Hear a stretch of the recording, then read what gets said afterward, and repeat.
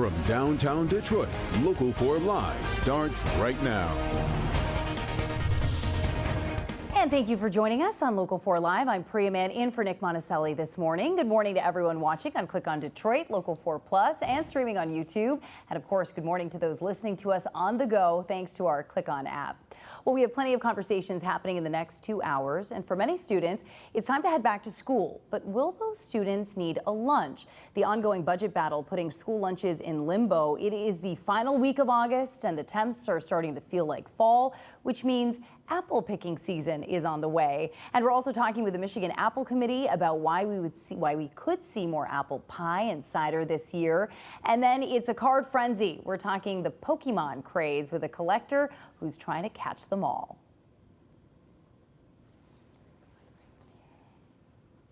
And we want to take a live look outside. It's a cooler start to your day as many kids are starting a brand new school year. We're looking at you at Livonia, Novi, Southfield, East Point, and Detroit. Today and tomorrow, it will struggle to hit 70 degrees, which is about 10 degrees lower than our average at this time of year. There's also a chance of scattered showers this afternoon, but not everyone will get rain. Ashley's going to have your full forecast in just a few moments.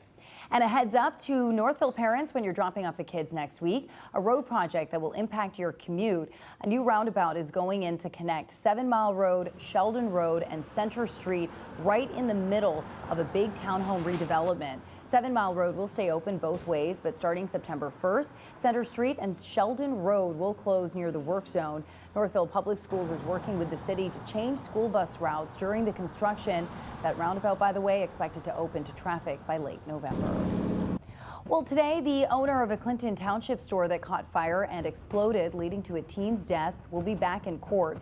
The fire happened in March of last year, and the owner, Noor Kestow, was arrested after buying a one-way ticket to Hong Kong. He faces charges of involuntary manslaughter. Previously, the township's fire inspector testified the conditions he found during a 2022 inspection were nothing like what appeared in recent videos of the store. Once the hearing is over, a judge will decide if the case has enough evidence to move forward. Wayne County prosecutors are weighing charges after police say a man trying to cross the street in Dearborn was intentionally hit by a car. This happened late Saturday night in Dearborn on Michigan Avenue near Howe. Dearborn police tell us an SUV went into the wrong lanes, speeding up before hitting the man. He was taken to the hospital for injuries. Police say the man had come into the station saying he was worried about his safety before this incident. Police have arrested a 38-year-old man. He is currently in jail while prosecutors decide on what charges to file. Over to Lansing now, where lawmakers are racing to save the state's public broadcasting stations after Congress cut $1 billion in funding. The new Save Elmo Act will create a $13 million fund to help Michigan's local public TV and radio stations. The fund will provide grants to Michigan-based stations to support programs, staff, and upgrades. The federal cuts already forcing some stations to lay off workers. This bill aims to keep public media accessible for everyone. And we are waiting to see when the man accused of shooting and killing his ex-wife inside Henry Ford Hospital will be formally charged. Police arrested Mario Green Saturday morning after a nearly 17-hour manhunt. Police say Green walked into the Henry Ford Hospital basement on Friday morning, shooting and killing his ex-wife, Latricia Green Brown. The Wayne County prosecutor says they'll make a decision on charges soon. And we do want to bring in our crime and safety expert, Darnell Blackburn. And Darnell, you have a lot of experience when it comes to high voltage situations like this. And first of all, domestic violence situations can be some of the most deadly encounters. Definitely, they are the most deadly, I'd say, because they're so unpredictable and they're so charged with emotion and rage, Priya. So it's tough. Those are very tough. And in a case like this, we're talking about an ex-wife and an ex-husband, and she had filed for a PPO. She did, and that's part of the conversation that I wanted to have today, is that filing for a PPO, number one, is sometimes tough to even get the judge to grant the PPO. And I think that was a situation with this particular incident that she had filed a couple of times. It finally was granted. But here's the biggest challenge with that is the process for getting that PPO served. And so this poses a huge deal in our court systems in general. A lot of people have complained about it. So when you file for a PPO, first and foremost, there's only certain people that can actually serve this, that can actually notify the person who the PPO is filed against so that it can be actually verified. So for example, if you file for a PPO against me, a process server has to serve me with that PPO in order for it to be valid. A law enforcement officer has to notify me in order for it to be valid, or any person that's 18 and above that's not involved with the case. So here's the challenge with that is that, you know, finding a person to serve them is a huge issue. Interesting. And having these particular people, so as a police officer, former police officer, there'd be many times where I'd pull over someone and they had a PPO out against them, and they didn't even know they had that PPO out against them because they had never been served. And so the good part of that is, as a police officer, I notify them, I serve it, I document it, and now it's a valid PPO on its face. So if that person is within 100 feet of the person, then they can be arrested. So question, do you feel like that's just, you know, like a blind spot here, that we have people who are getting issued these PPOs, but we just don't have somebody who's actually telling them about it? I mean, I think that it's definitely a challenging system. A blind spot per se. Maybe not a blind spot. Maybe it's like, you know, along the pathway to getting it from being issued to the person, there's just not enough steps that we don't have enough people to fill those steps. To fill those steps, yeah. And then, you know, again, I mean, a person can hide or they can try to run, but the reality is that once a judge sees this and they say that there's enough evidence, they made it, you know, the challenge is if the judge says there's enough evidence, then why not just make it valid on his face at that point? Because the judge makes that determination based on the information they receive. So this is a question that I've often had when we hear about cases like this. Like, yes, she filed for the PPO and a judge granted it. But at the end of the day, when an incident like this is going to unfold, if somebody has this in mind, what does that piece of paper do?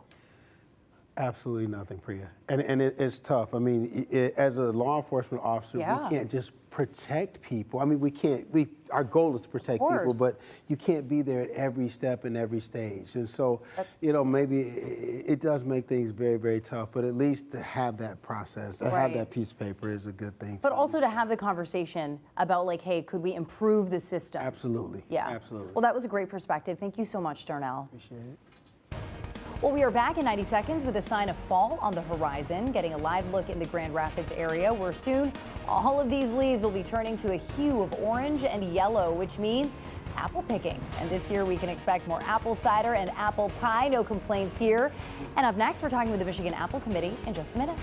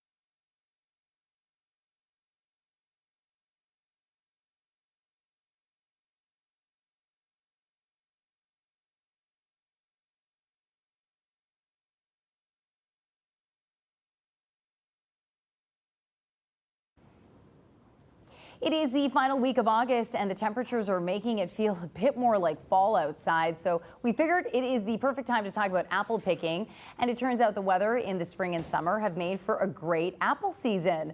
The Michigan Apple Committee is estimating about 30 million bushels of apples this year. That's about the same as last year. 30 million bushels equals 1.2 billion pounds. So that is a whole lot of apples. There are nearly 18 million apple trees in commercial production statewide, covering about 38,000 acres on 850 family-run farms. So to talk more about apple picking and cider mill season, we want to bring in Gretchen Mensing from the Michigan Apple Committee. Hey, Gretchen. Hi, Priya. How are you this morning? I am well. You know, I love apples. I love me some apple pie. This is good news. This is great news, and the apple growers here in Michigan are so ready to get these apples harvested and out to consumers. So, you know, what kind of got us to this point? I mean, just great conditions to grow apples? Absolutely. The climate in Michigan is just ideal for growing apples. So the trees go dormant in the winter, and then we had a nice gradual spring warm up, which is perfect for the trees and for the fruit. Then we had a great blossom period with lots of warm weather because the bees like to pollinate in warm weather. So they got those trees pollinated, and we're just looking at a really healthy crop this year. And what does that mean for our farmers? I also like that so many of these farms are family owned. I mean, the amount of apples we're producing directly translates to food on the table. Absolutely, and our growers are so proud to be able to provide such a healthy food for consumers. And this is actually the fourth year that we've had about a 30 million bushel crop. Wow. And so really that has to do with the science of growing apples. We are so fortunate to have Michigan State University right here in our state. We have researchers that help us come up with innovative ways to grow apples. So right now the growers have something called high density planting. That means that there's about 2,000 trees per acre. So the trees are closer together. And that means that the same amount of space can grow more apples. That is so fascinating, especially when, you know, we hear stories about, you know, with concerns about the climate changing, what that will mean for farmers and crops, especially in different parts of the country. Sounds like here in Michigan, we're kind of reaping some of the benefits right now. Yeah, I think with something like that, you know, again, like I say, the researchers at Michigan State have really been helpful in, you know, addressing those types of issues for growers so that they know how to deal with them. And so you said this has been a couple of years now. Do you expect this trend to continue? What's your kind of long-term forecast?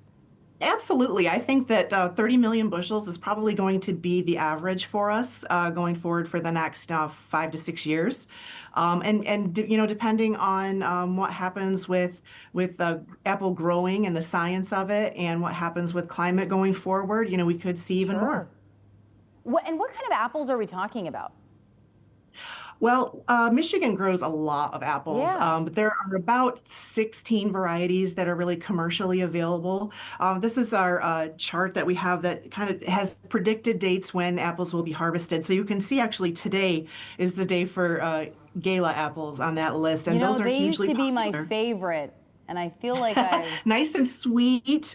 Yeah, so that means that, you know, you'll see fresh 2025 crop Gala apples in your store, in your local farm market, at your local orchard here in the next few days. It only takes a little while for apples to get picked and packaged and in the truck. Cosmic Crisp is only a Washington variety, so we don't grow those here.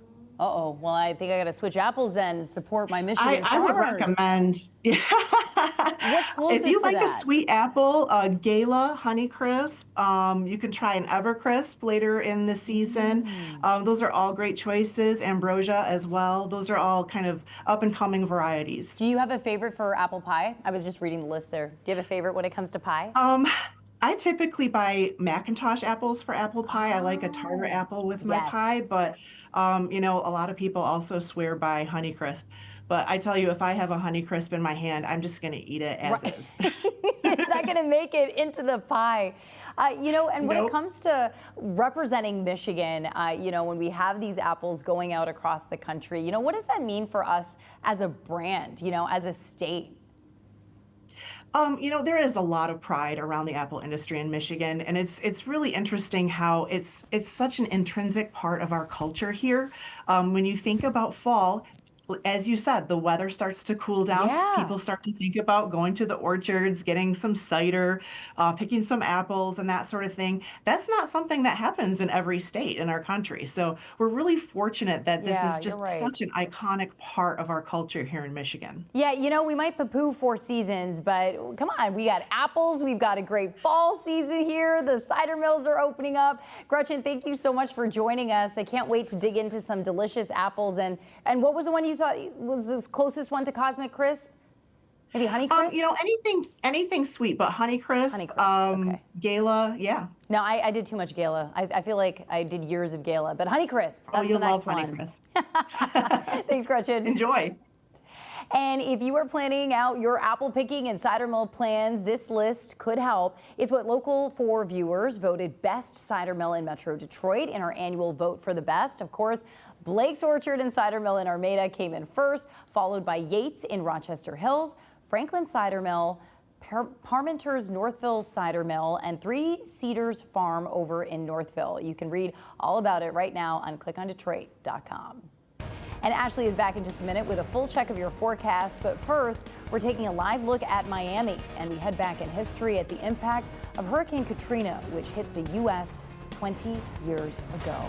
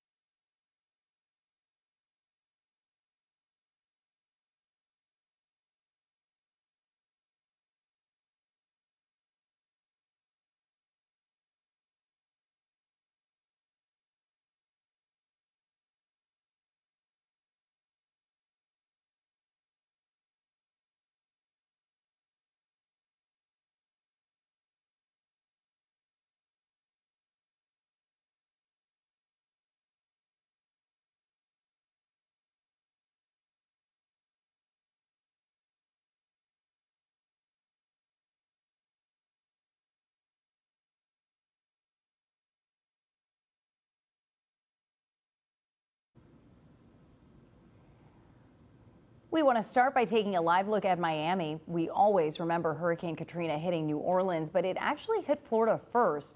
This was the damage Hurricane Katrina left in southern Florida on this day 20 years ago. There's video of it. It hit Florida as a Category 1 hurricane, causing widespread flooding and killed 11 people. After hitting Florida, it went into the Gulf of Mexico. And then take a look at the image of the path. After crossing Florida and heading to the Gulf, the warm waters made Katrina go from a Category 1 to a Category 5 storm before it slammed into New Orleans, causing, of course, widespread and historic destruction. And here at home, we do want to take a live look at our gorgeous Detroit skyline. Lots of sunshine here, but you're going to notice it feels a little chillier. Now, forewarned weather with Exact Track 4D. Well, with this being a back to school week for a lot of kids, let's talk about how it's going to feel more fall-like at the bus stop every day this week. So below average stretch of temperatures that we're holding on to. Now we have a couple chances for rain. These are not widespread washouts, but for today there will be an afternoon chance, and then we could see maybe even a little stray shower tomorrow to our south. Another little chance going into Thursday, but overall we are warming back up Labor Day. Just don't plan for it to be quite to where we should be at this point in the season. So today's high, 70 degrees. That's 10 degrees below the average high for late August. And we do have those shower and non-severe storm chances for the later part of the day. But overall, we'll call it partly cloudy. So let's show you what we're talking about here, because if you blink, you miss the chance. But this afternoon, after about 4 is when it appears that we have a couple of those isolated kind of scattered showers. And this model picking that up to the north this afternoon, and then another chance tomorrow afternoon to the south. So just be prepared. Put the umbrella in your car for today in case you get stuck in one of those showers, but don't plan on not having to run the sprinklers, that type of thing. So we will have a chance for that scattered shower even into the evening hours tomorrow before high pressure takes hold on Wednesday. But really the overall headline will be the temperature. So it's a chilly start today, but as we head into tomorrow morning, so tonight, tomorrow morning, it's going to be even cooler. Those overnight lows falling into the 40s. We could have a couple exceptions, maybe even upper 30s along and north of I-69. But the closer you get to the city, even Metro Airport will chalk it up to either side of 50. So those overnight lows trend below average. We focus so much on the afternoon highs that it is worth pointing out that these lows will be well into the 40s the next couple of nights when your average low is 62 degrees. And you hit the coolest point of the day right around daybreak. So you hit those lows really in the early morning hours the following day. High temperature forecast, well, we will be rising a little bit midweek, but still we're trending below average. A high of 74 keeps us shy of that average of 80 in the afternoon hours. So it is an overall below average stretch through the Labor Day holiday. And that chilly air coming out of Canada, you can distinctly see the waves that come with this trough that's ushering in the cooler air across the Great Lakes. We will also have a cold front to add to this. That comes on Thursday. And overall, that's just bringing a rain chance as we get in the later part of your Thursday. We're still a few days out to fine tune those chances. But overall, I think we get a splash of rain Thursday before that high pressure that you saw over the UP will take hold for our forecast going into the long holiday weekend. And so we're right around 70 today, tomorrow, mid 70s to round out the week, and then we could be in the mid to upper 70s come Saturday, Sunday, and beyond. All right, thank you, Ashley. And we are heading over to the TV side in just a few minutes. And then at 8:30, a small fortune could be stored away in an old shoebox. The card craze that collectors are cashing in on and how you can do the same.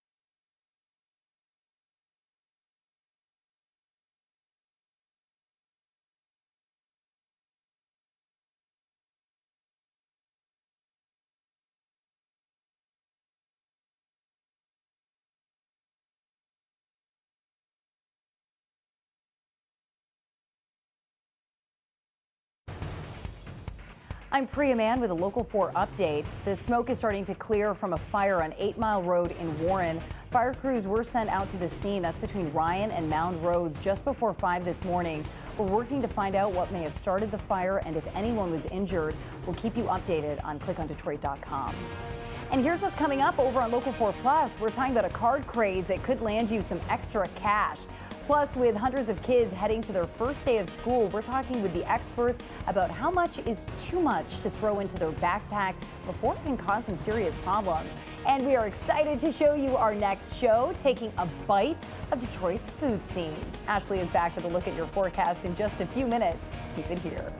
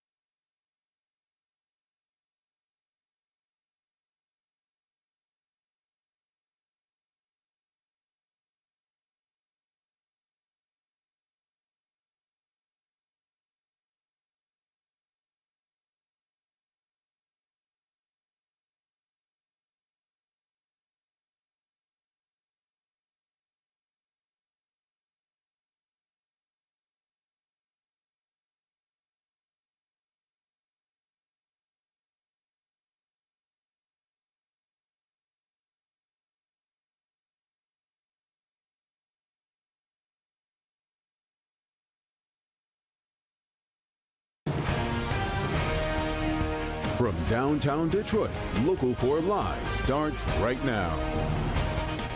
And welcome back to Local 4 Live. I'm Priya Mann in for Nick Monticelli this morning. It is back to school for many students across Metro Detroit, and that includes students at DPSCD. So take a look. About an hour ago, we saw the middle schools at Fisher Magnet Upper Academy. The annual clap celebrated the students starting a brand new year. Other clap-ins happening shortly as the elementary students get ready to head to class. This is such a fun tradition for both teachers, faculty, and of course, students. So when we think of investing, we think stocks, bonds, even crypto. But what about Pokemon cards? As we've seen, what's old is becoming new again, and there is a card craze going on at the moment, as are Victor Williams speaking with collectors who are just trying to catch them all. Well, if you're anything like me, you probably set these cards down one day and they were never seen again. But if you're actually able to find them, you just might be sitting on a gold mine. No way. Long lines, empty shelves, the demand for Pokemon cards right now is at an all-time high.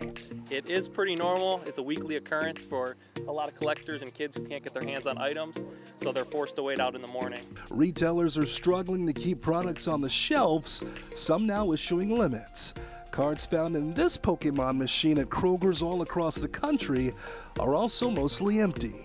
No one could have seen this coming, you know. Now you got celebrities collecting, athletes, actors, everyone, you name it, is collecting. Some of the hype surrounding these cards is the fact that nowadays they're worth thousands of dollars, some of them at least.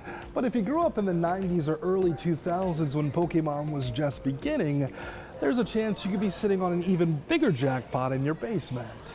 I had a whole book, you know, we had the holographic, the Japanese cards, you know, all of that. We spoke to people all over the city, and it's clear there are many former Pokemon fans out there that may not even know what they're sitting on at home.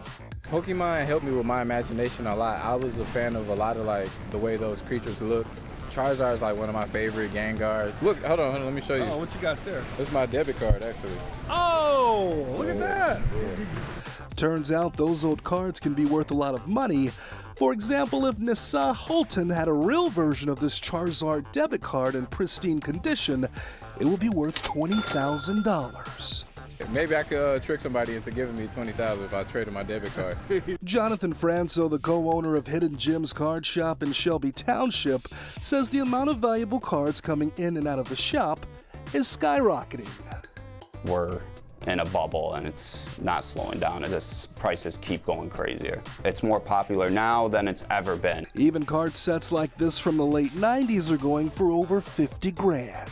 Back then, this box only costs around $99, but currently today it's worth around $16,500. And the reason behind that is because it's first edition and they didn't produce that many. It's a limited print run, basically. There's not that many out there. Maya Tapani is here in Shelby Township trading in a Charizard card of her own. It's a rarer set.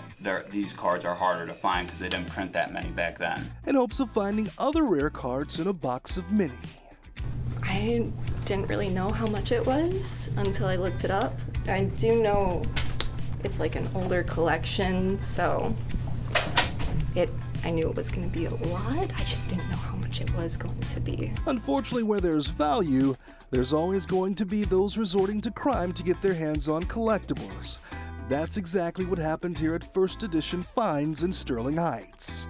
They definitely took everything worth of value. Jonathan Yappy is the owner who says he lost $50,000 worth of cards in only 2 minutes in a smash and grab style burglary. The fact that they're just in and out so quick and how they just moved was mind-boggling to me. I just couldn't believe it, honestly. It just goes to show how people are willing to do anything to get their hands on these nostalgic relics of the past. So check your basement, attic, sold, shoebox, whatever. You never know what you just might have at home. I might need to hit my mom up and see like what Pokemon cards I had as a child, see if they're worth anything today. And if you do so happen to come across those cards, what you can do is click on this QR code right here for a list of resources on our website to find out just how much those cards may be worth. You can also check out ebay.com, as well as not forget about your local card and gaming shop. Victor Williams, Local 4. Okay, that was an interesting story. We are joined by producer Ian Vickers. He actually helped produce that story that you just saw, shooting some of that video. You are also a Pokemon collector yourself, Ian. Yeah, well, I started when I was a kid. Like, it all came out like in the early 90s. I remember. Yeah, it was everywhere. Yeah, and like I collected all the original cards. Okay. And then come middle school, I was like, oh, these aren't cool anymore, and I got rid of them, sold them. Yes, so I've been like kicking myself ever since. But did you think about it again, or did it kind of happen and then you went about your life? I completely forgot about it until recently. And what like, made you think about it again? My son wanted Pokemon cards for his birthday. And wait, how old is he?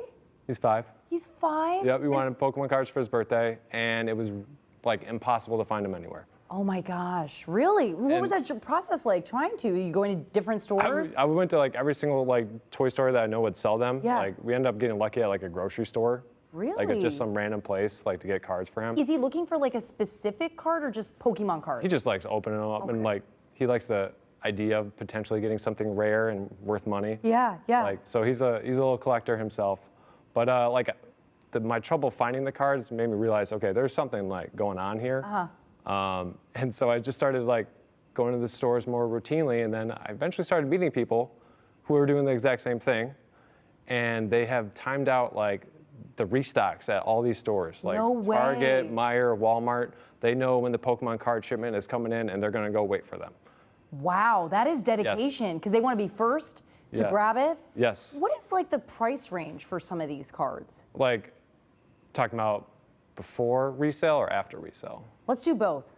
Before resale, like a booster pack, like $7. Okay. Like this. He came prepared, guys. did. He came prepared. This is like $7 at most. Okay, so this is like $7. Okay, Yeah. let's do But then like they have like bigger boxes that range from like $50 to $70, or even Okay. smaller ones are like $20. So where were you able? These you found at a grocery store? I actually found that in a vending machine. A Yes. vending machine. Yeah, and I saved it just for you, Priya. Oh, real? Yes. Well, thank you. I Yeah. feel very honored. Am I sitting on some serious cash right now? We should find out, right? So, can I open it? 'Cause I Yes, but you gotta do it a certain way. Like all there's Pokemon influencers. It's a whole subculture that's going on. Wow. Yes. And did you just discover all of this in your quest to find them for your son? I have been very immersed in this culture for the last like 4 months. Okay. So yeah, it's been a process. Okay. I've learned a lot. I know restock times. So You know them too yes, now? Yep. So which store are you waiting outside of? I don't. Oh, you don't tell. Don't tell. Keep that close to the chest. I'll tell. I like to help. But anyways, it's Target Okay. on DeQuinder and 12 Mile. They restock every Friday, right when they open. So. You know, I'm learning things about Ian right now. I love this. Okay. But so I'm usually working, so I don't get to do that. I was going to say, that's a tough time. Yeah, it is. Okay, so what is the secret? All right, so you gotta like face it.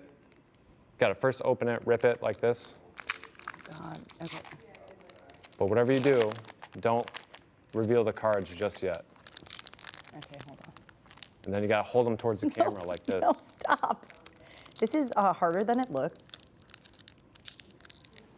Oh my God. You want me to do it? I'll trade Yes. you. Here you go. Okay, here. All right. Hold on, sorry. And then you just, That was hard. and then you gotta do the ASMR thing. Okay, so we got to tap a little bit. Yeah. We got to fan them out, but I'm not looking. No, don't fan them out. Oh my God. I thought it was. You gotta do one at a failed. time. Pull one at a time down. What yeah. does fanning do? Did I ruin it? You revealed the last one. You gotta hook I people to the very end. God, you're right. Okay, yes. Yeah. Okay, but where should I? You want to like? Okay, you keep doing yours. Okay, so then I just we're gonna do this. Yeah, do it. Just do one at a time. There you go. Okay. So. Let's see if are you get gonna- something good. I'll tell you if you get something good. Just keep Okay, going. okay, just keep going. Okay. Yep. I got nothing good yet. No, keep going. It's usually the last card. Okay, I'm gonna go Yeah. a little faster. Okay. Okay, that looks like something. Keep going. Okay, should I put it in a different pile? Yeah, you should. Okay. So that is probably like a $5 card you got right in your hand. $5? Yeah. What? I couldn't even open the packaging, so Yeah. you can earn this one. Yes. Wow. Okay, and then these two are just. Yeah, that's wow. garbage, you know. Okay, and what did you think about this one? Because this caught your eye too. So this is like, there's a lot of different value in different cards. Like this is, that one you have there is like holographic. This is called reverse hollow. Oh. Also, I like the names. This is Spicy Rage. Maybe that'll be my nickname now. Spicy Rage. Okay, this was Electric Ball. Okay, so Very let's see what inventive. you have. All right, so here's another one if you want to open that. But Oh, okay, yes, but I I won't got this reveal one. it. Okay, We'll let's go see. quick. So you just know which ones are the more valuable ones. Yeah, well, after talking to a lot of guys, there's a lot of like websites too that'll tell you like which ones are valuable.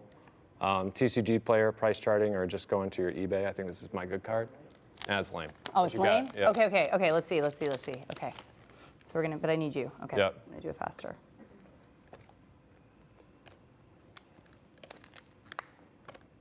Oh, I don't like how silent you are. Oh, we're gonna find out. Ooh, that's a good one. Oh. No, right there. This one. Yeah, that's at least $10 probably. I have $15. Yeah, This is amazing. that's a good get. That is a night joker. My son has all the other ones. I'm gonna need that one. Okay, here you go. Yeah, thank you. No, the 5-year-old Appreciate gets it for sure. Yes. Ooh, yeah, he's gonna be happy for that. What's it like when you're talking to fellow Pokemon enthusiasts? Oh, let's do another one. Yeah, While you're doing but well, you realize that a lot of people are like in denial because there's scalpers, as they call them. Oh. But like, I'm a collector, but I'm basically a borderline scalper because I'm taking the cards and preventing them from someone else to get Sure. them, and I'm going to resell them years later. Whereas scalpers resell them right away, if that Right. makes sense. Yeah, totally. So I don't know. It's really interesting. There's like a there's gray feuds, there's factions, there's people feuds. who there are like, I have learned so much about this community. in the What's your last few months. takeaway? What's your takeaway of the community? Oh, What'd you get? I got something good. What'd you get? I don't know. We should look up and see how much it is. Powder That's called a rare art. snow. That penguin looks happy. So the name is actually up top. Oh, what have I been reading? Oh my God, you're right. Strudel. Kessleon? But I would just say, like, go to your local shop if you're looking for cards. Like, just talk to like the people there. They'll tell you when they're restocking, and then you can hopefully figure it out and like get some cards yourself. Okay, last question. Yes. We're like the same age. I remember what it was like in the 90s. You know, we had trolls and Tamagotchis, Pokemon. Yeah. What is it like for you all these years later to now be bonding with your 5-year-old over Pokemon? It's great, but like, before you phrased it like that, I thought I was having a midlife crisis. But like, I'm already having one. Don't worry. Don't worry. Yeah, it's just I'm doing it for my son. That's there right. you are. Yeah, He's doing it for his son. I love that. And I love the community that you've discovered as well. It's huge. It's very surprising. Well, this is amazing. You know, I'll get the hang of it. I'll know which the names are and which cards are more valuable. $15 I made this morning. Thank you, Ian, for coming on. Yeah, you're welcome. And happy shopping. Ooh, thank you. Well, the bell is already ringing for some students, and others have a week left before school is back in session. But there are major concerns for how schools are going to keep kids fed. We're taking a look at the lunch limbo that many districts are facing. We'll have details on that coming up.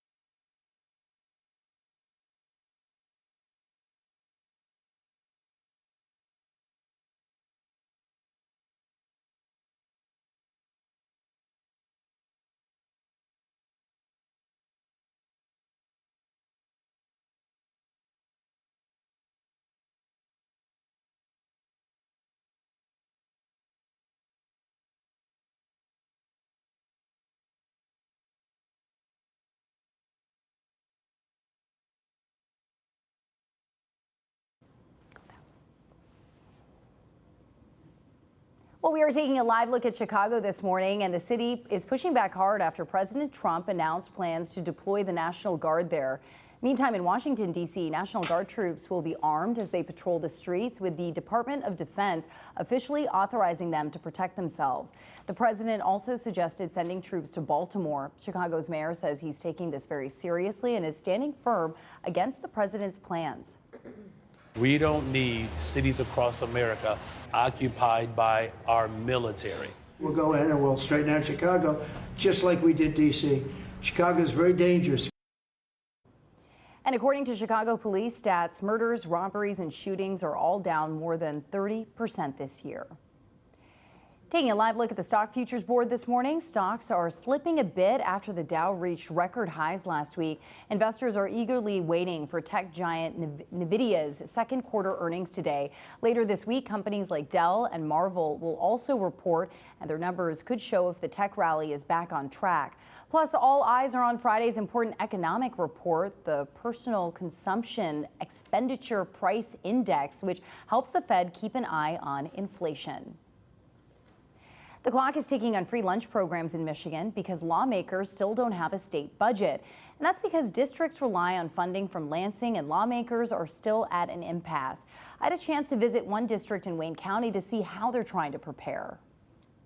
We are standing in the brand new kitchen of Woodhaven High School, but there are growing concerns about who will be able to eat here for free, and that's because of the state budget. Thanks, Chef Brown. Programs that provide free school meals for all could be in jeopardy. We will continue to provide free meals for as long as we can. The Woodhaven Brownstown School District has enough money to cover free school meals for all through September. But what happens after that is up in the air. If there is not a state budget in place by the end of September, then we start to face real uncertainty. The district has 5,500 students across 8 schools. More than half rely on free school meals. That's 1,500 breakfasts and 3,000 lunches every day. When we're talking about funding, what would that shortfall potentially look like?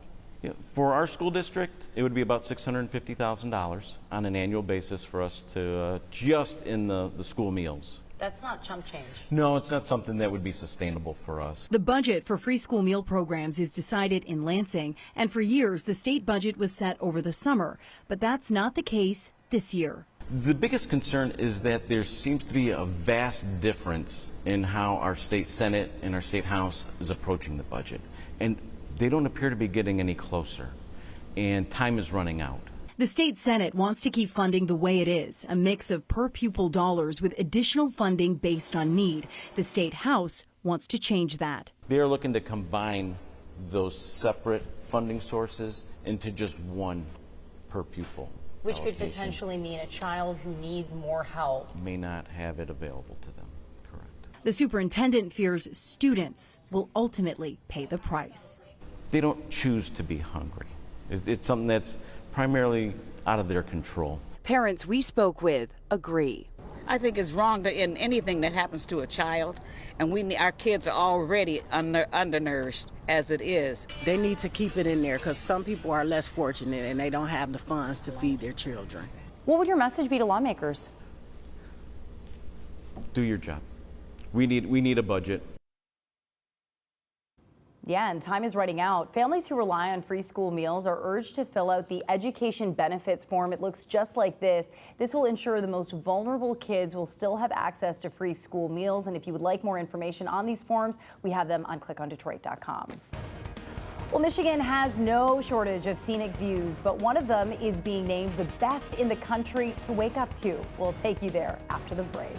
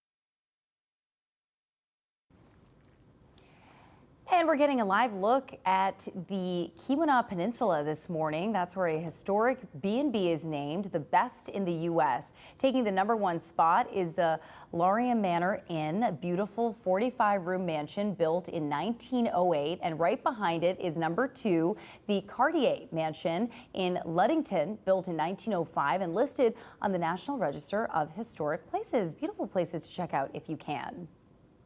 And we're also taking a live look. I think this is beautiful Belleville right now, and where it's going to be a cooler start to your day today. As so many kids are heading to school, it actually feels more like fall as opposed to the end of summer. Now, forewarned weather with Exact Track 4D. Well, with this being a back to school week for a lot of kids, let's talk about how it's going to feel more fall-like at the bus stop every day this week. So below average stretch of temperatures that we're holding on to. Now we have a couple chances for rain. These are not widespread washouts, but for today there will be an afternoon chance, and then we could see maybe even a little stray shower tomorrow to our south. Another little chance going into Thursday, but overall we are warming back up Labor Day. Just don't plan for it to be quite to where we should be at this point in the season. So today's high, 70 degrees. That's 10 degrees below the average high for late August. And we do have those shower and non-severe storm chances for the later part of the day. But overall, we'll call it partly cloudy. So let's show you what we're talking about here, because if you blink, you miss the chance. But this afternoon, after about 4 is when it appears that we have a couple of those isolated kind of scattered showers. And this model picking that up to the north this afternoon, and then another chance tomorrow afternoon to the south. So just be prepared. Put the umbrella in your car for today in case you get stuck in one of those showers, but don't plan on not having to run the sprinklers, that type of thing. So we will have a chance for that scattered shower even into the evening hours tomorrow before high pressure takes hold on Wednesday. But really the overall headline will be the temperature. So it's a chilly start today, but as we head into tomorrow morning, so tonight, tomorrow morning, it's going to be even cooler. Those overnight lows falling into the 40s.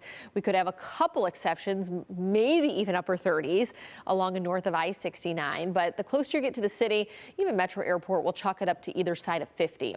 So those overnight lows trend below average. We focus so much on the afternoon highs that it is worth pointing out that these lows will be well into the 40s the next couple of nights when your average low is 62 degrees. And you hit the coolest point of the day right around daybreak. So you hit those lows really in the early morning hours the following day.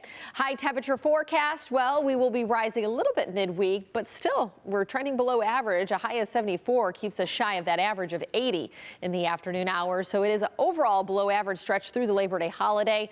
And that chilly air coming out of Canada, you can distinctly see the waves that come with this trough that's ushering in the cooler air across the Great Lakes. We will also have a cold front to add to this. That comes on Thursday. And overall, that's just bringing a rain chance as we get in the later part of your Thursday. We're still a few days out to fine tune those chances. But overall, I think we get a splash of rain Thursday before that high pressure that you saw over the UP will take hold for our forecast going into the long holiday weekend. And so we're right around 70 today, tomorrow, mid 70s to round out the week. And then we could be in the mid to upper 70s come Saturday, Sunday and beyond. All right, thank you, Ash. Well, do you want a super yacht, or maybe you just want to buy a casino? Next, the important ticket that you need to get your hands on if you want a chance to do just that.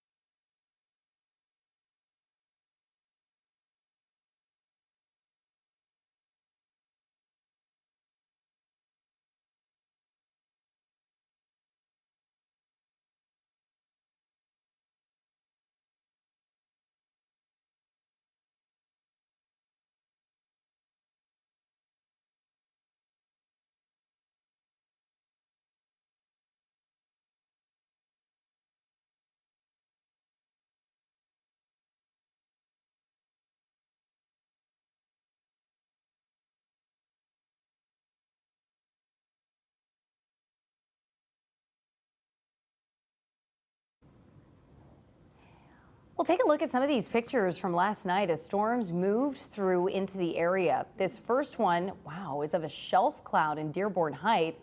Then how about these beautiful clouds over in Rochester Hills at sunset yesterday?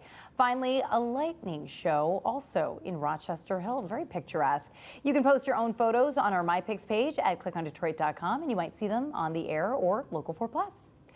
Well, are you looking for some extra cash? There is still time to buy a Powerball ticket for tonight's drawing. The jackpot is worth $750 million, and if a winner takes home the jackpot with a one-time payout, you will get $338 million. So what can you buy with that kind of money? Well, you can get a super yacht or maybe a personal submarine. Also, there's an island off the coast of Thailand, apparently, that's currently on sale for just $160 million. So you could probably get that, the super yacht, and have some money to spare. Today kicks off Premiere Week on Local 4 Plus with our new food show, Carlos Eats Detroit, at 8. Tomorrow at 8 p.m., watch Backstory with the investigators to learn about Local 4's biggest investigations. Wednesday at 8 p.m., Table for Four host Dennis Archer Jr. brings together people with strong ties to Detroit for meaningful conversations over delicious food. Thursday and Friday at 4 and 7. Tune in to State Champs Game Time live, delivered by Hungry Howie's Amazon Prep Kickoff Classic. Watch 7 local high school football teams and 1 from Ohio kick off the 2025 season live on Local 4 Plus. Well, we have much more in our next half hour. With so many kids heading back to school today, there's one part of their morning routine that could be causing them some pain. We're talking about their backpacks. A doctor from Henry Ford Health joins us with the right way to wear one. And we're hearing advice from a panel of teachers about what parents and students should be doing as the school year gets started. And then we are debuting a new show tonight here on Local 4 Plus, and it's all about food across Metro Detroit. We'll take you behind the scenes at some of the best pizza spots in the area. More news and weather in our next hour. Stay with us.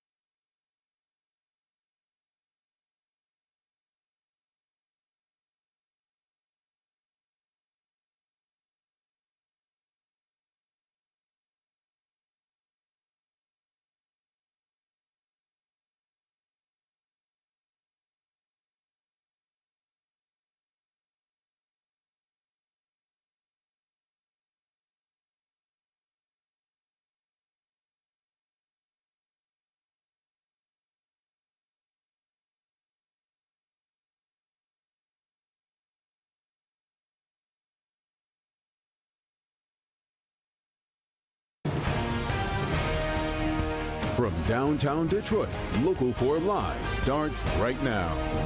And welcome back to Local 4 Live. I'm Priya Mann, in for Nick Monticelli this morning. It is back to school today for so many students, and we're talking about districts in Detroit, Livonia, Novi, and East Point.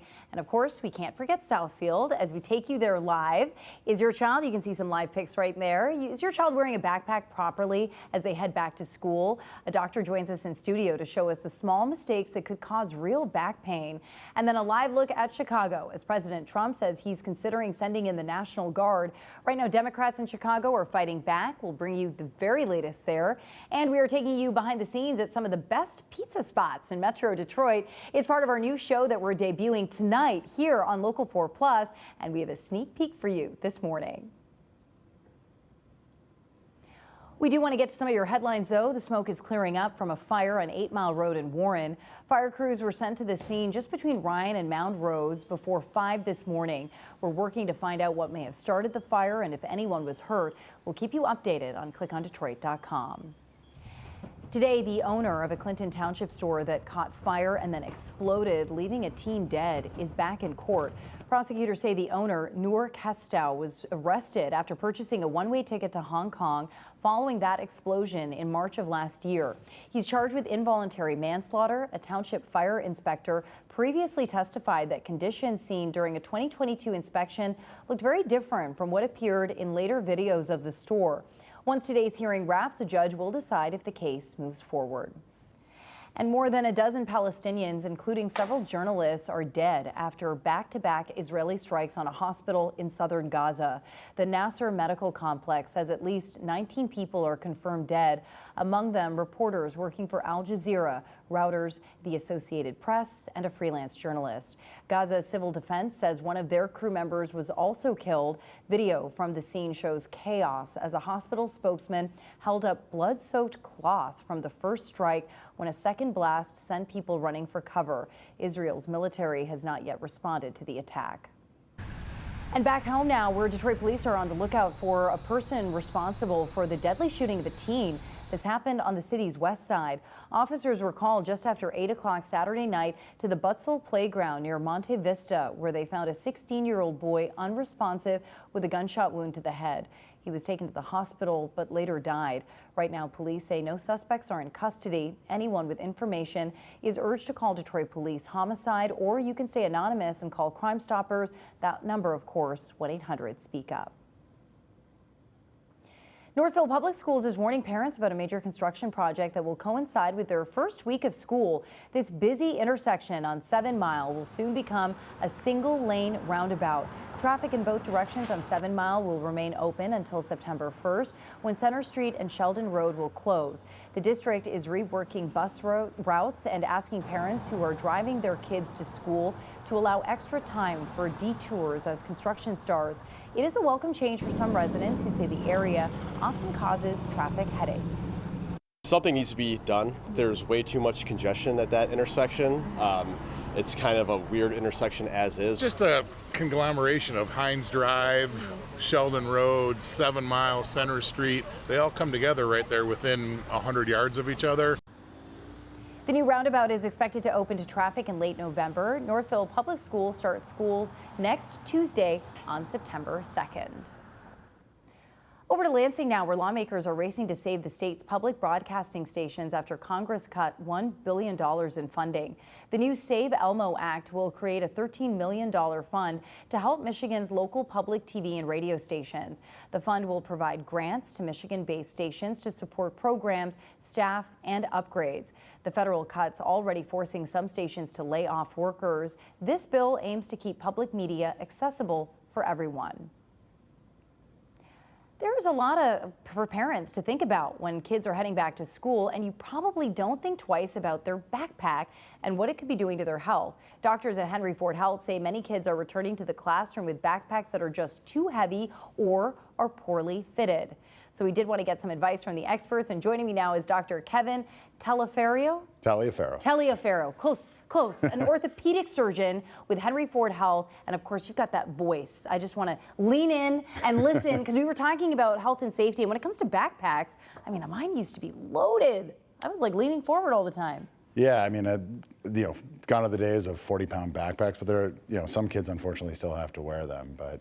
I think it's a really important thing that parents need to kind of take a look at. So what should we be looking at when it comes to making sure that the backpack is right for your child and is also fitted correctly? Two things I think is important is the backpack needs to be the size for the child. Okay. You know, we wear a lot of adult backpacks on kids' bodies, and that's not what they're designed for, right? So a smaller child needs a smaller backpack. And it's also what's in the backpack. Kids should only have about 10 to 15% of their body weight in their backpack at any time. And when you combine those two, sometimes larger backpacks lead to more stuff, and that puts a lot of weight on the kid's spine. And so when you were actually how much would you say is in that backpack right now? Probably about 15, 20 pounds. 15 to 20 pounds. Okay, so Yeah. that might be like a middle schooler then? Yeah, about a 100-pound kid, so a Yeah. good-sized middle schooler, that's the maximum that they should be wearing. So not to date myself, but back in the day, we had these big textbooks, and they were very heavy. Sometimes you'd be carrying them, and they'd be in your backpack. Kids don't necessarily have that problem. Yeah, I think that's one of the great things about digitalization of information is a lot of kids now have access to many books on one device. Sure. Right? And that's going to lower the weight, obviously, but not every school system has that. And so I agree. I'm from that era with a 50-pound history textbook that we had to lug around all day. But I think it's really important to know that those kids shouldn't be carrying that much. Okay. And for parents who are watching this, can we show anything with the backpack? Like, how do we make sure it's safe for your kid? Yeah, it's not only that the backpack should be the size of the child, but how you distribute the weight, right? The core of the body is the spine, and we want to move the heavier things up front. And so when you see a kid that has a whole bunch of books, the bigger stuff needs to go closer to the back and then stagger it as you go out. So you want it kind of looking like a slope, not a huge brick. Got you. Yeah. I just went mountain climbing. I could have used some of this advice because my backpack was way too heavy. I think my back's still hurting from it. That does happen. What are some of the most common mistakes you see when it comes to, especially this time of year, back to school? It's exciting, but we might overlook some things. Yeah, I think there's, especially right now, kids are getting a whole bunch of stuff and they take it home with them. Yeah. I think in my family, what we do is we try to get everything out every night because, you get that thing where it kind of compacts down to the bottom and they have all their books. And that's just 5 extra pounds right there. So really trying to make sure that your kid is participating in it and getting the unnecessary stuff out of it. And what are you seeing as a doctor? I see a lot of kids hunched over with a lot of weight on their back. They look kind of like Sherpas going up a mountain, and you're like, that's way too much. If a kid is not able to stand up correctly, that's no matter what the weight is, it's just way too much stress on their low back. Okay, so then you're kind of looking at their posture as a way to gauge it. Yeah. And the way the straps fall on the body, is there anything with that you could make sure? Or? Yeah, you want 2 well-padded straps with them cinched up to the middle of the back so the That's weight's not cool. distributed. You want it like low lying. Right? Exactly. That's not good. If you're able to tell a teenager what to do, you may be up for the Nobel Prize. But I try to tell them that it's not cool. But there's no study to say that truly gives you back pain. Okay. But at the same time, we know from physics that getting a center of mass with all the back on, all the stress on the middle of the back is the way to carry it. But once again, teenagers will be teenagers. So. How concerned are you?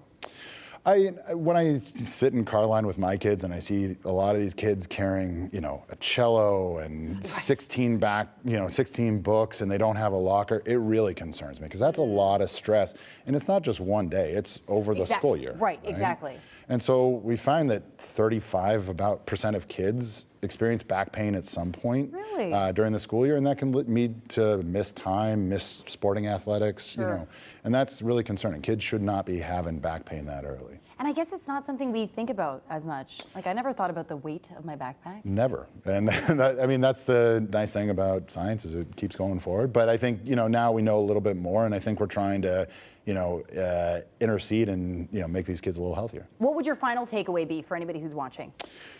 Try to limit the amount of weight that your kid is carrying constantly. If you have access to lockers, try to use them as much as possible, and involving, all the stakeholders, the kids, the teachers, everybody involved, and you can, work on having a healthier back throughout our lives. I think the one key that I'm going to keep in mind for myself is to clear it out. So you see what's on the bottom. You just forget. You do. Yeah. Absolutely. All those reports with A's on them. Exactly. They got to go in the fridge. Exactly.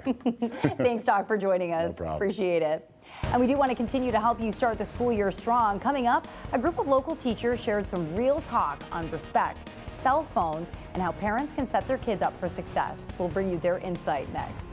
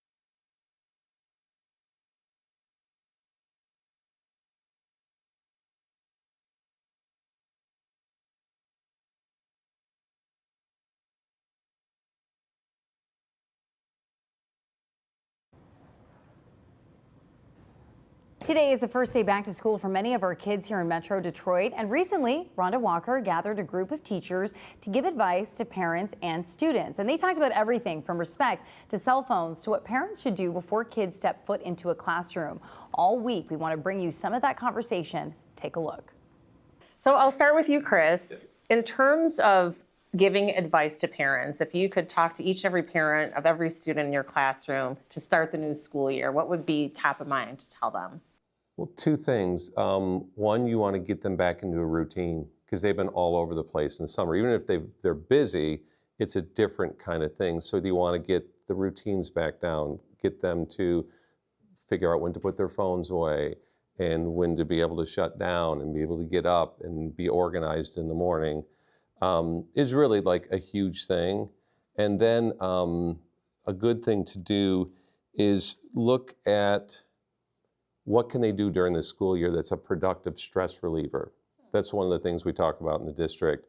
The schools try and offer outlets for kids. You know, we have theater, we have sports, we have clubs, but you know, school can be stressful and all of the demands on them can be really stressful. So if they've got something they can do that blows stress off, but it's productive as well, it's a win-win. So if you look for those two things, back into organizational skills, and then finding a way to decompress. Because if a kid comes into a classroom stressed out, they're not as functional as if they come in with something to look forward to or with something that they've done that they've really enjoyed. So give some examples of those de-stressors or some ideas for parents. Well, you know, with some kids, it's if they're on sports teams, you know, the exercise that they get is a good stress release. Yeah. If they want to, you know, you mentioned like the charity you do. Kids giving back to communities, like we have an old person's council in Rochester and we get involved with those. And so kids will go there and they spend time at all of the levels from K through 12 visiting, you know, some of the older citizens in the community and they're giving back and they're learning. And then they feel like they're more part of everything. So trying to help your child be more well-rounded. It's not just academics, but encouraging the extracurricular activities and community service. Yeah, balance is important. I mean, it's one of the things we talk about. Like we'll have our opening PD days next week, and they talk about creating a balanced, healthy student. You know, and we do that again from K through 12. All of the kids, we want to have that same kind of thing because it's, you know, in sports, the metaphor would be if you do one sport all the time, you can get a recurrent use injury. It's the same thing with kids.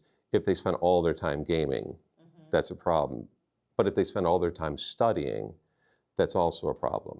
So you want to have some balance. And obviously there are times when you're going to spend more time, you know, for my class, when they have their senior presentations, that's really stressful. They have to do a whole hour in front of the class with their group teaching a subject. So sometimes they got to spend more time on that. But you want to create that balance to give the kids a little breathing room and something that they're proud of outside of the classroom too. You know, it might just be, it could be a job too. You know, that's always a good thing to do. I see everyone nodding. We all agree. And then, Erica, you had a different perspective just about positivity, speaking positivity about school and the teachers and the staff. Elaborate more on that. Absolutely. So, you know, we're really all a learning family. So we have the students for part of the day, and then, you know, parents, guardians, they have the students for the rest of the day. So I think just having that positive attitude about school in general really makes a world of a difference. And I've seen that in the classroom over my years of teaching, and just when the students go home and there's that positivity and there's that support, and we have parents that are supporting our students as best as they can, supporting their children with homework that they may have or whatever that might be.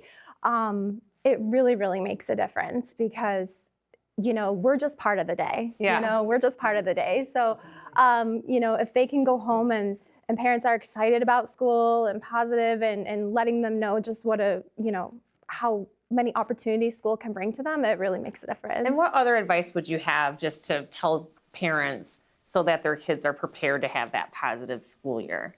I would say, you know, getting them ready. I completely agree with having a morning and nighttime routine. You know, I've really noticed that my students that are the most successful, or at least aren't as tired, I ask them, you know, what would you tell other students? You know, I ask my students a lot of questions, and a lot of the feedback that I get is, well, I have a routine every single night. I go to bed by 9 o'clock and I get up and we do this and that. And I know that, you know, life throws us different stressors, and, you know, some families have a lot of children and stuff. So it's just doing the best you can, but really trying to stick to that routine. That really, it does help.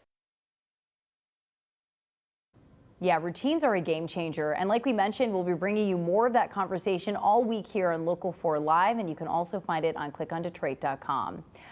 Well, we all remember the devastation Katrina left behind in New Orleans, but what if we told you that's not where it started? 20 years ago today, the storm first made landfall in Florida, and what happened next turned a Category 1 into a Category 5 monster. We'll show you the path that set everything in motion.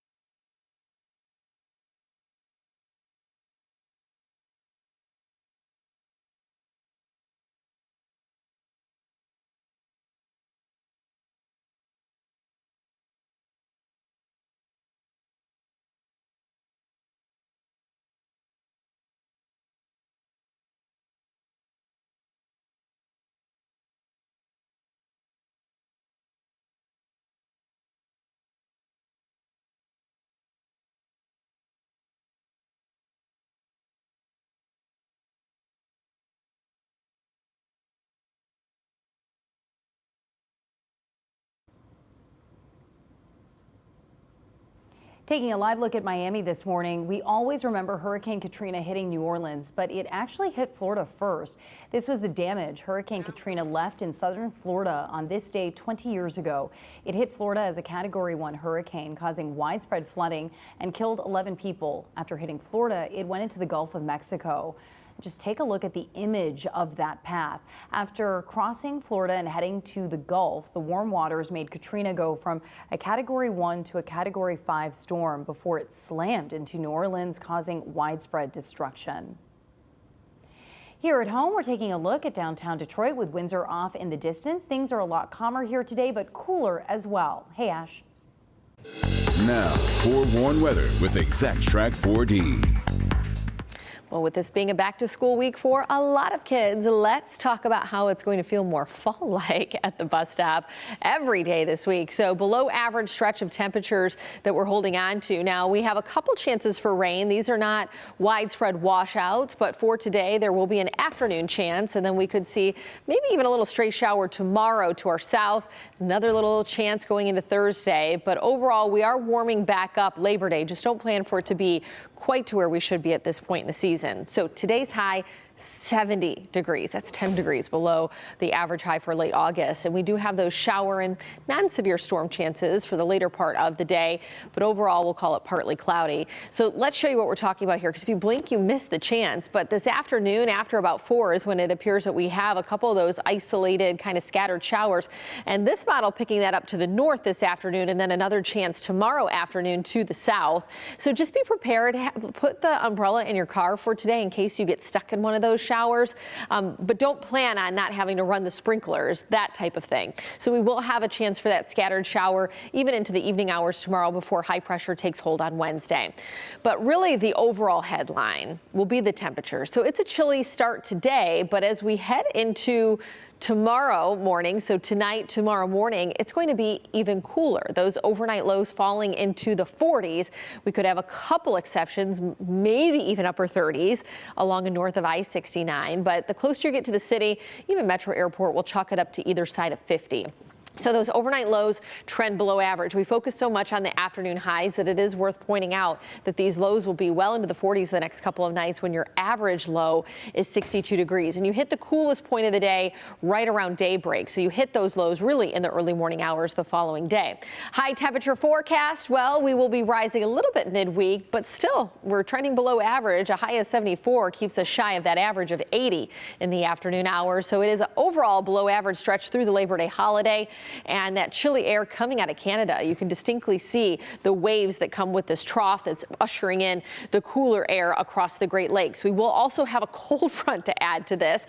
That comes on Thursday. And overall, that's just bringing a rain chance as we get in the later part of your Thursday. We're still a few days out to fine tune those chances. But overall, I think we get a splash of rain Thursday before that high pressure that you saw over the UP will take hold for our forecast going into the long holiday weekend. And so we're right around 70 today, tomorrow, mid 70s to round out the week. And then we could be in the mid to upper 70s come Saturday, Sunday and beyond. All right, thank you, Ashley. It's a card like no other, featuring two of the greatest to ever step on the court. One card, one sale, and it just became the most expensive sports card ever sold. Why collectors say this piece of history may never be topped.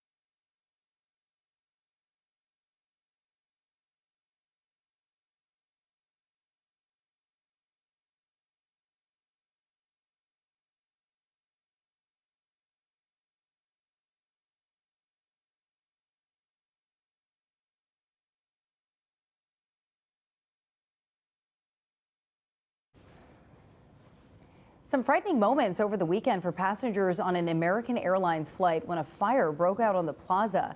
The Arizona-bound flight took off from Philly but was forced to make an emergency landing at Dulles International Airport in Virginia. The plane landed safely following reports of smoke coming from a customer's device. According to the airline, the device was quickly contained by crew members prior to landing. Officials have not said what type of device it was, and the incident remains under investigation. Over in North Carolina now, where a man risked his life by jumping off a bridge just to avoid getting arrested. Police say it all started when the man was driving the wrong way and hit another car. Well, then he allegedly got out of his car and started running all the way to the bridge. Investigators say when he was cornered, the man jumped off the nearly 60-foot tall bridge into the Cape Fear River. Police were able to rescue him and take him to the hospital with minor injuries before being released and then immediately arrested.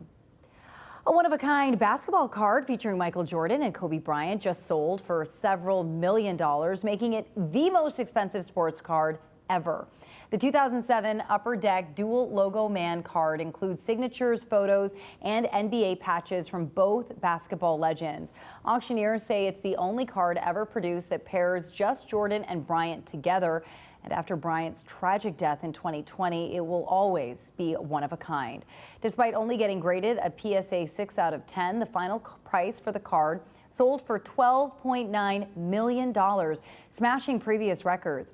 Collectors say it is the perfect combination of scarcity, star power, and legacy. Premiere Week kicks off tonight on Local 4 Plus, and we're starting with a brand new show that's serving up some serious flavor. Our new show debuting tonight on Local 4 Plus, Carlos Eats Detroit, takes some of you inside the city's best food spots, and tonight we're talking pizza. Get a preview of host Carlos Parisi, a local foodie, as he digs into some must-try slices around Metro Detroit. Stay with us.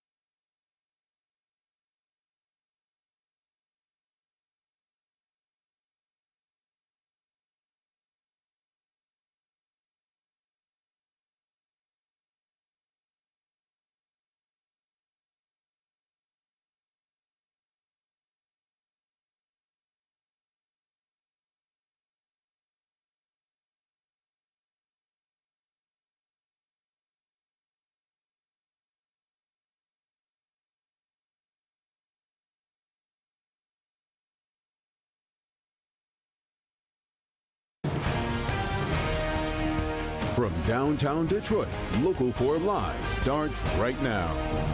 And welcome back to Local 4 Live. I'm Priya Mann in for Nick Monticelli this morning. Thanks for watching. Tonight kicks off Premiere Week here on Local 4 Plus, and we're starting with our new show, Carlos Eats Detroit. It's hosted by Carlos Parisi. He's an entrepreneur, chef, and food influencer right here in Detroit. Carlos will introduce us to some of his favorite spots in Metro Detroit, and tonight's episode is all about pizza. Take a look at one segment from the show.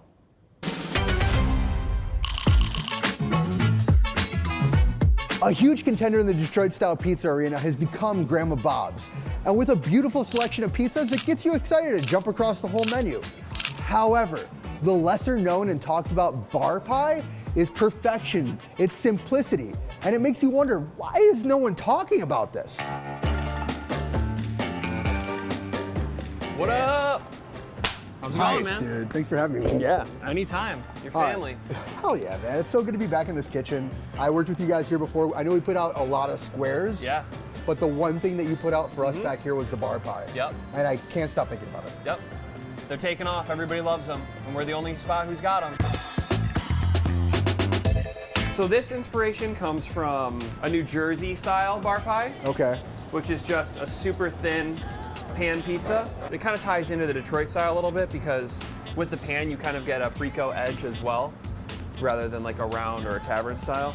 So Detroit style, typically you have that beautiful edge of the married cheese, maybe sauce, the crust. It's all edged and beautiful. And a regular round, you typically have crust. One reason why I fell in love with the bar pie is because it's a marriage of both. Yes. It's thin crust, everything's pushed out to the edges. Every single bite is just multiple layers of flavor. Everything gets really caramelized, the cheese gets really caramelized, all the toppings get cooked really well. And also it's just really light and thin, and you can just, my favorite thing is you can crush a whole one. We've got a secret 4-cheese blend going on here. Secret 4-cheese, so you can't say it, you can't tell me. I can have you sign an NDA and I'll tell you off camera, but. Yeah, okay. We can't get into it. Sucks. All right, so now we've got pepperoni. This is a little different. It is a cupping pepperoni, but it's a little spicier. It's a little spicier than a traditional pepperoni, which we like because, especially with the Detroit style, because it's a deep dish, it's a little heavier. So having a little bit more, we use a fresher tomato sauce and a spicier pepperoni, kind of helps cut through that richness of a Detroit style pizza. Yeah, and it's gonna cup up and give you the grease. Yeah. That looks great. Shall we put it in the oven? Yeah, go for it. Cool. Like, this is the pizza that you dream about when you think of a round pizza, right? Like, as much as you love just pulling out on the crust and having that heavy crunch on a crust with a lot of that just straight dough space, this is what I've always wanted. As a kid, I always wanted everything to hit the edge. Got nice. Look at that. That's flavor bomb right there. Yeah. Beautiful. Yeah. So letting it cool on our wire rack. Make sure the bottom gets crispy, doesn't steam, get soggy. Just some nice parm. That's it. Yeah. Not doing anything overcomplicated. Classic. I haven't heard many people talk about this here. When people talk about Grandma Bob's, the very first thing that they talk about is square this, square that. Yeah. The varieties that you have here, the different toppings, the usage of different toppings as well. That being said, I've never had one person tell me, have you tried a bar pie? Yeah. I'm usually that person. Yeah. So I'd like to hope that more people know that this is something that I think about. Minimal flop. So it's not going to slide off. Not super greasy. Cheers. It's a hot boy. Yep. Crispy, salty. Thin. Thin. I think thin is key. You guys have a great sauce too. Yep, great sauce. sauce. Not overspiced. Yep, we use organic, whole peeled tomatoes, really good. Then you see here too, you've got the cup, but it's not it's not super small cup of pepperoni, no heavy grease in there. You just get it so it's nice, crispy up, and a little bit of the grease catch. Yep, some of them are just you bite in and there's pure fat. It's this is a little funkiness. Yeah. This is something I could eat every day. Yeah. And I could eat two. I think I could eat two of those. No problem. Yeah. It's a great pizza. It's what pizza should be. We're a Detroit style city, meaning we already love everything being pushed off to the crust. But this speaks to my round pizza heart. Yeah. So what's this? This is a cream sauce that we blend with Calabrian chilies and roasted garlic puree. And it is the base for our pickle pizza, which is super famous. And then these are actually McClure's, so Michigan brand. Sweet and spicy pickles. Oh, you use sweet and spices? Yeah, Dude, we these tried are bread great. and butters, and we tried a bunch of different stuff. Obviously, using local products or Michigan products when we can. I started seeing these pickle pizzas in the East Coast, specifically in Jersey, and they were just I like pickles more on sandwiches, but they were literally just red sauce, cheese, pickle on a pizza. And I was like, that sounds kind of whack. There's got to be a better way. And so we kind of engineered this. I feel like it's very Ninja Turtles too to put pickles on a pizza. The Ninja Turtles would abide. And then when it comes out, we're gonna garnish it with some ranch, some Parmesan, and then actually some fresh dill. Ooh. So, we're in the Midwest. We're not afraid to put some ranch on some pizza, a little ranch drizzle, not super aggressive. Oh, that's great. You are a master. You got your fresh dill here? Yes. And that's another thing that we really like here, fresh herbs. Fresh herbs in cooking, very underutilized, so. Thing of beauty. Also smell that. Garlic, chilies. I'd say that's a pretty unique pizza. There's a lot going on. Kind of briny. But it's got the cream of the sauce. You got crunch of the bacon, the brine of the pickle, a little bit of sweet. The ranch really sets it off too. Yeah, we hated doing that, We were messing with it, and then we put the ranch on in there, and we were like, oh yeah, we can't go back on that. No. Sometimes you gotta break some rules, The crunch on the outside too. This is my favorite bite right here. Yeah, the outside crunch is insane. A little bit of dill goes a long way. What more could you want in life? You know when you close your eyes, biting something, and then you float? Yeah, I just felt that. Everybody's got their favorite childhood pizza spot, and mine did those bar styles, a little different. Yeah. Not as good. And that was one thing. It was a super nostalgic pizza for me, so I really wanted to enhance it Mostly so I could eat it. The fact that you created this pizza because it's your favorite pizza, your favorite style of pizza. Yeah. That's what every restaurant goer wants, is to eat what the chef wants to eat. Okay, I don't know about you, but I'm starving now. That looked so good. Carlos Eats Detroit premieres tonight at 8, streaming only on Local 4 Plus and clickondetroit.com. And then tomorrow night, it's Backstory, The Investigators, taking you inside some of Local 4's biggest investigations. Wednesday night, it's Table for Four. You can join Dennis Archer Jr. as he brings together people who live in, work in, or have significant ties to Detroit. And then on Thursday and Friday, it's the beginning of high school football. You can watch it here at 4 and 7. It's then State Champs Game Time Live, delivered by Hungry Howie's Amazon Prep Kickoff Classic. And when we come back, we're taking you to Wall Street as the stock board just opened minutes ago. Wall Street may be feeling hot following a record-breaking close last week. We'll have details.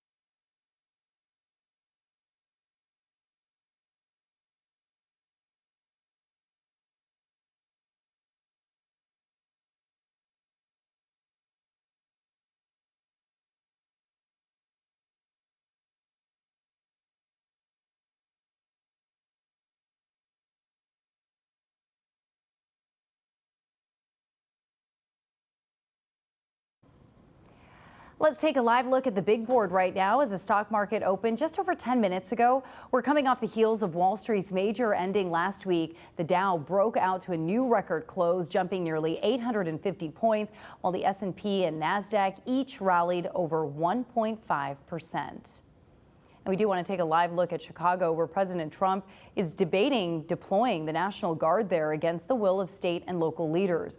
President Trump says he's worried about crime as Chicago's police department reports about 250 murders in 2025. Keep in mind that's a 31% drop year over year and a 50% decline since 2021. Amy Kiley has more on what might unfold in the Windy City. It's an offense to the sovereignty of states.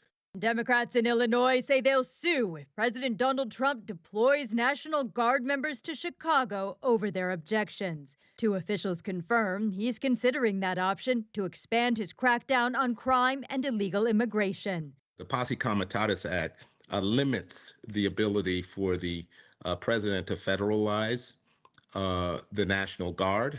We don't have a foreign invasion. We don't have a rebellion. It's unclear how many troops he might send and when. City statistics show violent crime is down by double digits in Chicago. But Trump says locals want his involvement. Chicago's a mess. You have an incompetent mayor, grossly incompetent, and we'll straighten that one out probably next. Critics say troops aren't trained in policing and shouldn't face off with American citizens.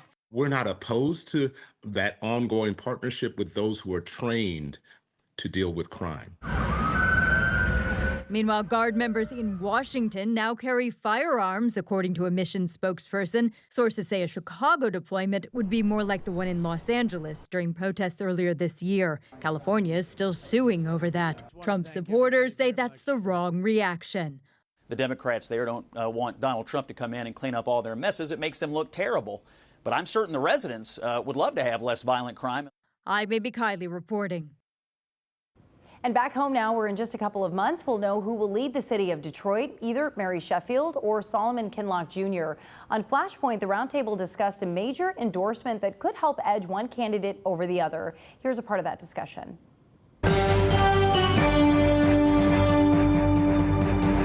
Back here on Flashpoint, and earlier this week, Mayor Mike Duggan finally put his thumb on the scale of the current race, Stephen Henderson, by endorsing Mary Sheffield. Is this race over? Well, I mean, the race seemed like it was over on primary day, right, when she won more than 50% of the vote and has something like a 30-point lead over the second place finisher. I think that's the framing for the race. I'm not sure how much it matters that Duggan is supporting Sheffield. I mean, Detroiters have kind of I think moved on from the idea of Mike Duggan because he's not going to be the mayor and he's going to run for governor. They elected him 3 times. They certainly support him. I think if this were a closer race, we would be paying more attention to what Duggan was saying. But in this case, I guess I don't know what to make of it. Isn't it a legacy issue, though? The same with the governor and then the mayor. They both have this legacy issue that they're battling. With the governor, it's fixing the damn roads. She's got to get that done. And for Mayor Duggan, it's who is going to preserve his legacy the best. Yeah, I think that's what he's thinking. And particularly who's going to maintain his legacy while he's running for governor and trying to convince voters in this part of the state that Detroit is not a worrisome brand. So. Dennis, you're a former mayor. How much does this factor in, do you think, in your perspective? I agree with Steve. I mean, the fact that he's been elected 3 times, I think will have some influence on it. But it's a tough battle for the challenger. They've got a real road to hoe, and I think it's going to be very difficult. The interesting thing is, it's one thing to endorse, it's the other thing, will you help me raise money? We'll have to see how that plays out. I don't know that she even needs the money. I mean, she's so far out ahead in every metric at this point. It's hard to see a path for someone to challenge. This is really, I got out of the prediction game in 2016, but all the pieces here are... It would be what happened that year? Oh yeah, strongly pointing in a direction. And this Duggan endorsement, he's extremely popular with the 20% of voting age Detroiters who vote. But in this Richard Schubach and Glariff Group survey back in May, while Mayor Duggan is overwhelmingly popular, almost half of Detroiters said they thought that the city should need to go in a different direction. So if Mary Sheffield can harness both of those things. The Duggan endorsement is really just gilding the lily because she already had a lot of money, a commanding lead. And if she can kind of harness this, I'm the person who can continue what's been going on and also take Detroit in a new direction. I think she's got a really solid message. Well, she clearly has a solid message. You really are looking at my rundown because Trump earlier this week threatened mail-in ballot voting. Now, Jocelyn Benson sounded off on this saying, didn't stop short of saying it's illegal, or she stopped a little short of saying that, but said it's legally murky, if you will. Can he do this? Dennis, where do you see this? She also said that Michiganders love mail-in voting and it's completely safe. Well, I think you'd have to have a change of federal law governing the federal elections, which in essence governs the state elections. Interestingly, I've talked to a couple clerks this week, and both of them said if they could eliminate one thing, it would be the expanded mail-in voting. That with the early voting, which is for 9 days, is a lot of activity, a lot of cost. And if they could go back to the old way, they'd like that, but still keep the early voting, which gives everybody that opportunity. Stephen, of course, we bury the lead here. He gets all of this motivation from Vladimir Putin, which isn't it kind of like Bernie Madoff saying, I can fix your 401k? Right, not the guy you want advice from. I think this is an interesting fight to fight for a Republican. I mean, Republicans do well with this mail-in voting. Also, if you're in the military and you're overseas, that's how you vote too, and you probably are voting for a Republican in that case. So I guess I'm not sure what he's after him, and it's more of the idea that, hey, our elections are somehow compromised or susceptible to fraud. But here it does not seem to fit with some of the other things that he's been critical of. And if this happened, his own party would pay a pretty big price. Andrea, I always get confused on this too, because when he says elections were fixed, he won 2 of them. Right. And the second one they lost was extremely close. Or I guess that one wasn't close. But it came after a very tumultuous first. And why wouldn't have other Republicans lost along the way? But Right. you feel like mail-in voting is something that we're going to see change because of this? I think one part of this that I found very interesting was calling it mail-in voting as opposed to absentee voting. So many of us for so long have heard the words absentee voting. You know, you are a retiree, a snowbird who lives in Michigan most of their life and then spends a couple months down in Florida. You think of an absentee ballot. You don't think of it as mail-in voting. You think of it as an absentee ballot. So the language that he chose is very interesting to me because it sounds a little more nefarious when you say mail-in voting than absentee voting. People aren't used to those words. And yes, more Republicans would have lost if there was a rigging going on in the election. Rig it across the board if you're going to rig it, I would think. But that's all the time I have. You guys, thanks for chiming in on everything. I appreciate it very much. And you can watch the rest of Flashpoint over at clickondetroit.com. And don't forget to watch Flashpoint on Sundays at 10. And Ashley is back with a fall-like forecast ahead of Labor Day. And in California, crews are battling a huge wildfire that's threatening wine country. How weather is factoring in to make this fire especially hard to put out.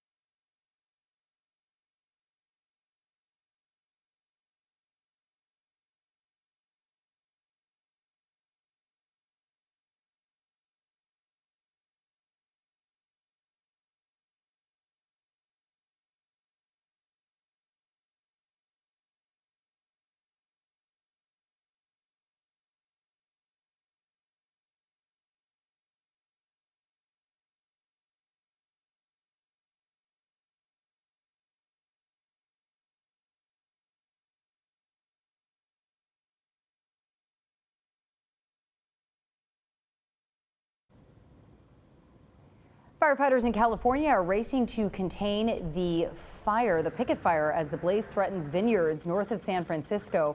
More than 1,000 emergency personnel are deployed. Fueled by hot and dry conditions, the fire has grown to more than 6,500 acres, burning in the relatively remote hills of Napa County. Several nearby vineyards are reportedly threatened by those flames. The California Department of Forestry says the fire is about 11% contained right now. Well, we are taking things a little bit cooler to start us off as many kids are going back to school. It feels chillier out there than we're used to. Ashley's here to explain why. Now, forewarned weather with Exact Track 4D. Well, with this being a back-to-school week for a lot of kids, let's talk about how it's going to feel more fall-like at the bus stop every day this week. So below average stretch of temperatures that we're holding on to. Now, we have a couple chances for rain. These are not widespread washouts, but for today, there will be an afternoon chance, and then we could see maybe even a little stray shower tomorrow to our south.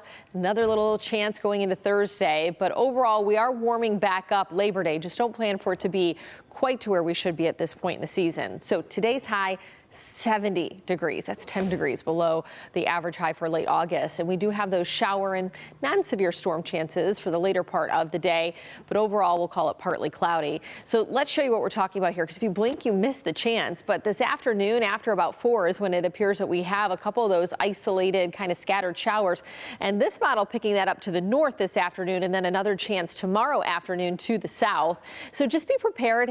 Put the umbrella in your car for today in case you get stuck in one of those showers, but don't plan on not having to run the sprinklers, that type of thing. So we will have a chance for that scattered shower even into the evening hours tomorrow before high pressure takes hold on Wednesday. But really the overall headline will be the temperature. So it's a chilly start today, but as we head into tomorrow morning, so tonight, tomorrow morning, it's going to be even cooler. Those overnight lows falling into the 40s. We could have a couple exceptions, maybe even upper 30s along and north of I-69. But the closer you get to the city, even Metro Airport will chalk it up to either side of 50. So those overnight lows trend below average. We focus so much on the afternoon highs that it is worth pointing out that these lows will be well into the 40s the next couple of nights when your average low is 62 degrees. And you hit the coolest point of the day right around daybreak. So you hit those lows really in the early morning hours the following day. High temperature forecast, well, we will be rising a little bit midweek, but still we're trending below average. A high of 74 keeps us shy of that average of 80 in the afternoon hours. So it is an overall below average stretch through the Labor Day holiday.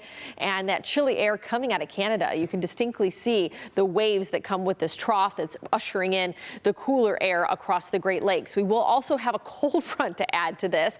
That comes on Thursday. And overall, that's just bringing a rain chance as we get in the later part of your Thursday. We're still a few days out to fine tune those chances. But overall, I think we get a splash of rain Thursday before that high pressure that you saw over the UP will take hold for our forecast going into the long holiday weekend. And so we're right around 70 today, tomorrow, mid 70s to round out the week, and then we could be in the mid to upper 70s come Saturday, Sunday, and beyond. All right, thank you, Ash. When we're back, we are checking in with Tati from Live in the D to talk about what we can expect from today's show. Stick around.